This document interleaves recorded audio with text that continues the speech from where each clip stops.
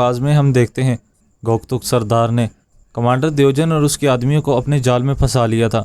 और फिर गोकतुक सरदार को वो मंजर याद आने लगता है जब यनाल साहब कह रहे थे, जब इन काफरों को आपकी बात पर यकीन आ जाएगा और वो किरारगाह पहुंच जाएंगे तो फिर हम बाकी सरदारों के साथ वहां पर आ जाएंगे।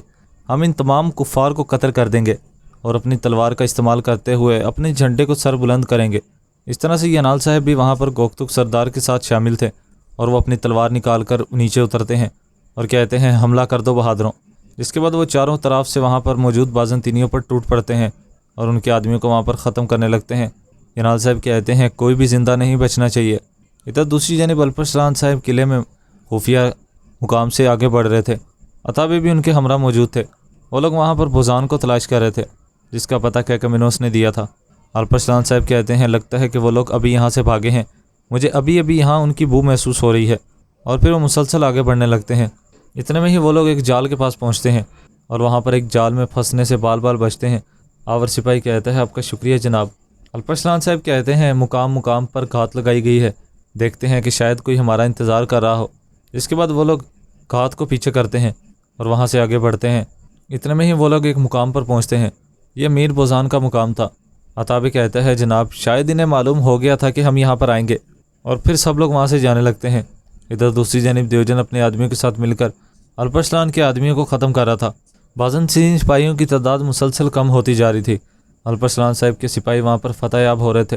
बाज़ंतीनी कमांडर कहता है, कमांडर दियोजन की हिफाजत करो सिपाहियों। दियोजन वहाँ पर गोकतुक सरदार की गर्दन पर तलवार रख देता है। सरदार कहता है, मुझे छोड़ो बेगैरत।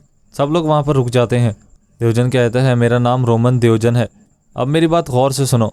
गोकतुक सरदार मेरे हाथों में है। मैं अपने सिपाहियों समेत यहाँ से चला जाऊँगा और तुम लोग मेरे पीछे नहीं आओगे। अगर तुम लोग आए तो फिर मैं इस कुत्ते की गर्दन काट दूंगा। बातूर साहब आगे बढ़ने लगते हैं तो यनाल साहब उनको रोक कर कहते हैं, क्या तुम्हें लगता है कि तुम यहाँ से ज़िंदा बच पाओगे बेगैरत? दियोजन कहता है, अगर ऐसा ना हुआ तो ये भी मारा जाएगा। नस्तूर घोड़ा तैयार करो। जिसके बाद आदमी वहाँ से घोड़े लेने जाने लगता है। दियोजन कहता है, आज के दिन को भूलना नहीं। आज के बाद से मैं तुम्हारे लिए भयानक ख्वाब बन जाऊँगा।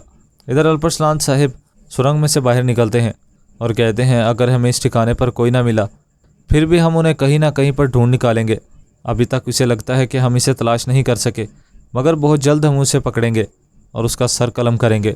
इधर अमीर बुज़ान दूर से उनको वहाँ पर देख रहा था और कह रहा था, जैसा कि मैंने अंदाज़ा लगाया था, कैकमिनोस हमें शिकार की तरह अल्परसलान के ख़िलाफ़ इस्तेमाल करेगा, जबकि उसे अंदाज़ा हो चुका है कि उसकी ताकत काफ़ी नहीं है।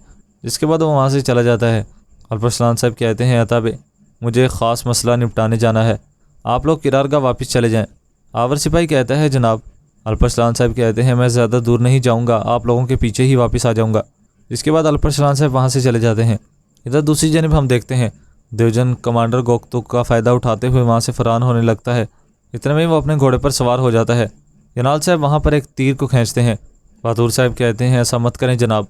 यनाल साहब कहते हैं, एक तुर्क कैद की ज़िंदगी गुजारने की बजाय मौत को तरजीह देता है।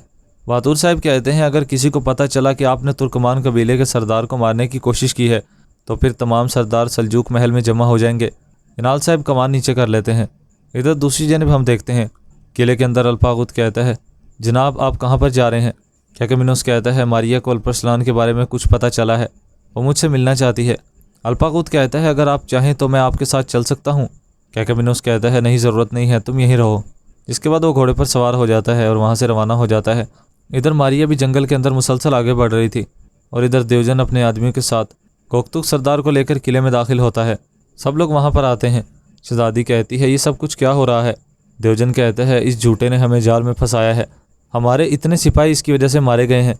मैंने कहा भी था कि तुर्क लोगों पर कभी भरोसा नहीं करना चाहिए। दुकास कहता है, ये सब तुम्हारी वजह से हुआ है मारिया। और दोकिया कहती है, तुम एक बेवकूफ़ इंसान हो जिसे लगता है कि वो अक्लमंद है। और जैसे ही खंजर से हमला करने लगती है तो दियोजन उसे रोकता है। इस एपिसोड का इख्तिताम यहीं पर हो जाता है। एपिसोड पसंद है तो वीडियो को लाइक कर दें और चैनल को सब्सक्राइब कर दें, साथ दी के बेल नोटिफिकेशन को ऑल कर दें ताकि जैसे ही नेक्स्ट एपिसोड आए तो उसका नोटिफिकेशन आपको मिल जाए और आप उसको फ़ौरन वॉच कर सकें। अब इंशाल्लाह हमारी मुलाकात होगी नेक्स्ट वीडियो में। तब तक के लिए अपना ख्याल रखें, दुआओं में याद रखें और ऐसे ही हमारे साथ जुड़े रहिएगा। अल्लाह हाफिज़।